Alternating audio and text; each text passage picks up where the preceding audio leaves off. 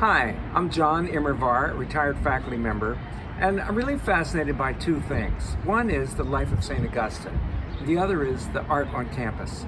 And today we're going to have a virtual tour of the one area where those two things come together in the beautiful stained glass windows in the St. Thomas of Villanova Church.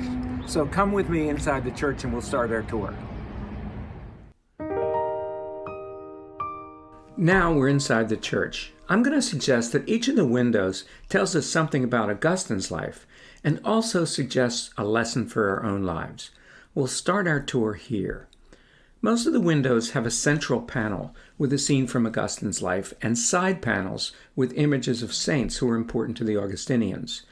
But we're just going to focus on the central panels, and here we see Augustine writing and the date 397. That tells us that he's beginning to write his most famous book, Confessions. Villanova students read this amazing book in their first-year seminar. But here, he looks up from his work. Perhaps he's reflecting on how his journey began as a college-age young man in North Africa. Like so many people, he had great gifts, but he was just drifting from one thing to another without any real direction. Then, one day, he was assigned to read a philosophy book by Cicero. Here's that book. And here's another book by Plato. Is this taking you back to freshman philosophy? And for the first time in his life, he was really excited about something outside of himself, bigger than himself. He said that his heart was on fire. He was burning to acquire the wisdom that he thought philosophy might bring him. And here we see that image of the burning heart. The arrows refer to another passage in Confessions. The burning heart is also in our Villanova seal, where we see this image of a heart with fire at the top. At Villanova, you'll hear a lot about the burning heart. And of course, renewing the fire is every bit as important for mature people, maybe even more so. It's so easy to fall into a routine in our relationships, our activities, our work, our faith.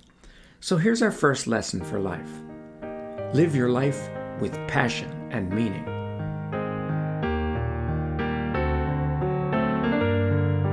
If you read the lives of great individuals, or even when you talk to your friends, you'll often hear about a small moment that changed their lives, an inspiration that triggered a change that had been building in them. Augustine had just such a moment. Like many in the Roman Empire, he was driven by seeking status, and at times he had an unhealthy obsession with sexuality. It was as though these impulses controlled him and he was their prisoner. As he was struggling with these desires, he sat down under a fruit tree, and he heard children's voice singing a song.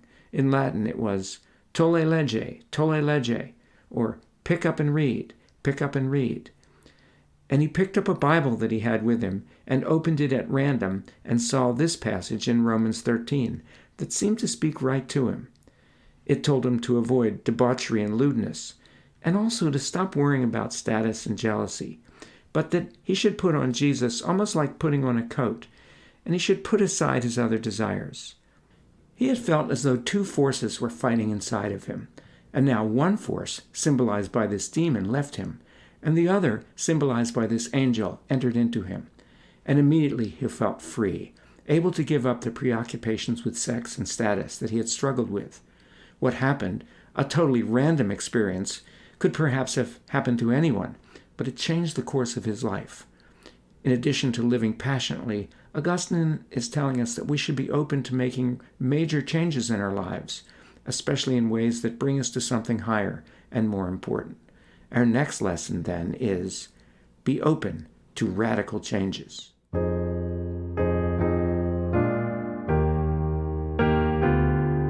at Villanova, our students often go on retreats and service trips, and sometimes when they come home they say, I'm going to change my life. But as they come back to their normal routines, it all seems to fade away. For Augustine, that moment of radical change was only the beginning. He also needed to make a commitment, and for him, that commitment was baptism in the Milan Cathedral in 387. And here he is. But notice something else. He isn't alone. He also has a support system. We see his mother, Monica, and his son, Adeodatus, and his mentor and inspiration, St. Ambrose. I think the window is telling us two things. First, to turn our inspiration into true change, we need to make a commitment. And second, we need to seek support and to stay with that commitment from those closest to us, which gives us our next lesson. Turn your inspiration into commitment and action.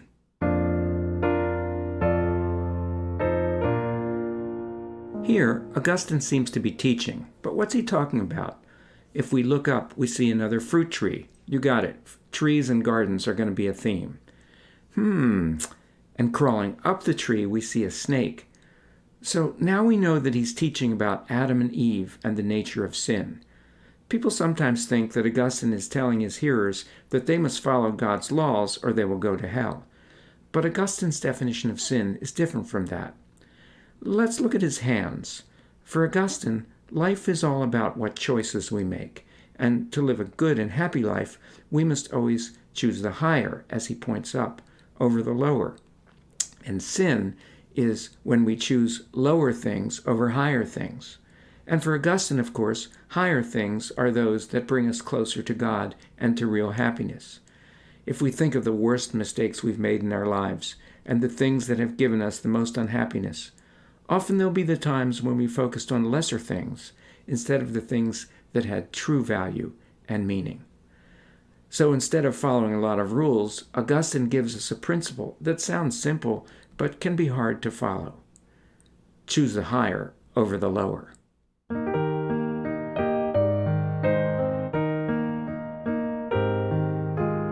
Now we turn to a later moment in his life. After making his commitment through baptism, Augustine and his mother were in Italy, preparing to return to North Africa, where they were from originally. He and his mother were talking to each other as they looked out of a window into a garden. And yes, we're in a garden again. And somehow they were able to silence all of the distractions of the world around them. And they became, as Augustine puts it, able to enter into the joy of the Lord. Shortly after this, she died, satisfied that she had seen her son return to the faith. This was a deep mystical vision for Augustine, but at the heart of Augustine's experience is a simple truth. Our lives are filled with noise and distraction, but it is only in interior silence that we can find a higher vision and a higher truth. So, in addition to giving up our bad habits and choosing the higher, we need a vision of our goal, and for Augustine, that goal should ultimately take us closer to God. So now we see our next lesson. Seek your vision in the silence of your heart.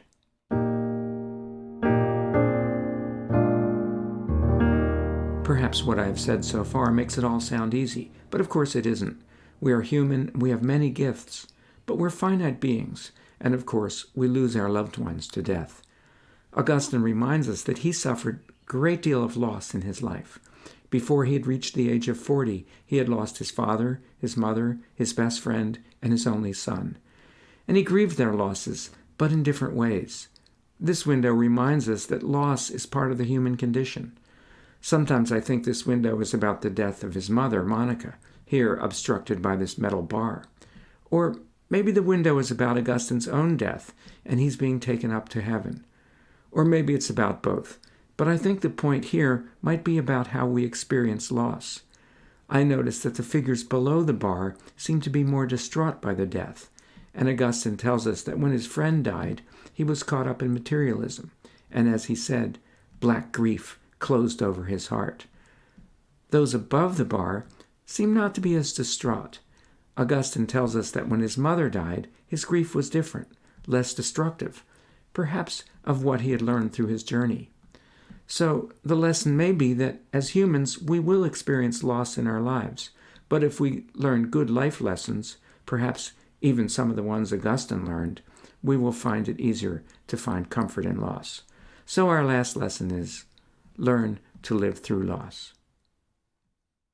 That completes our tour of the windows. But if you have just a couple minutes, I'd like to tell you a story about an alum. Call him Connor. It's not his real name, and I've changed a few of the facts, but he gave me permission to tell this story. When I was teaching our first-year seminar, we always read Augustine's Confessions.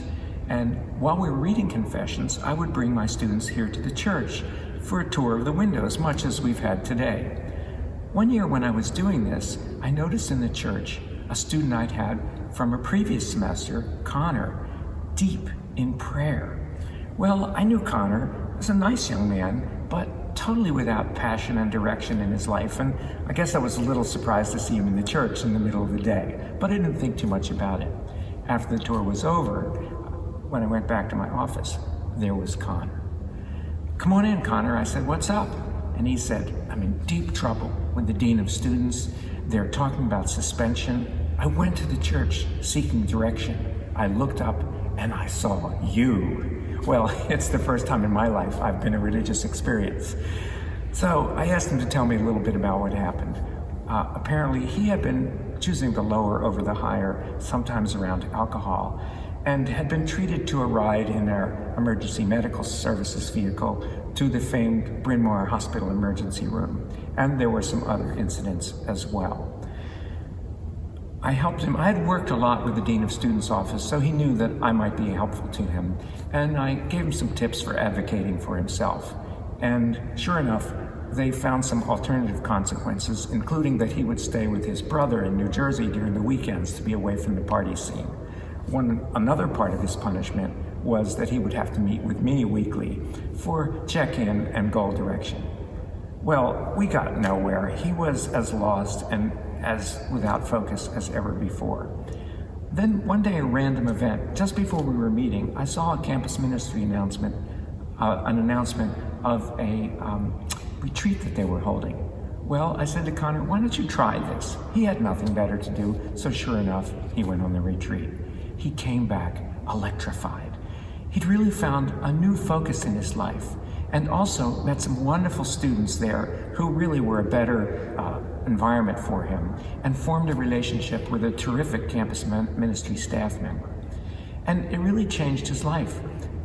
When he was a senior, he was leading that retreat, and after he graduated, his first job was with an organization working with young people, actually helping them find some focus. As he told me later, I was an expert on that. So you can see a lot of the steps in Augustine's life were replicated in his own life.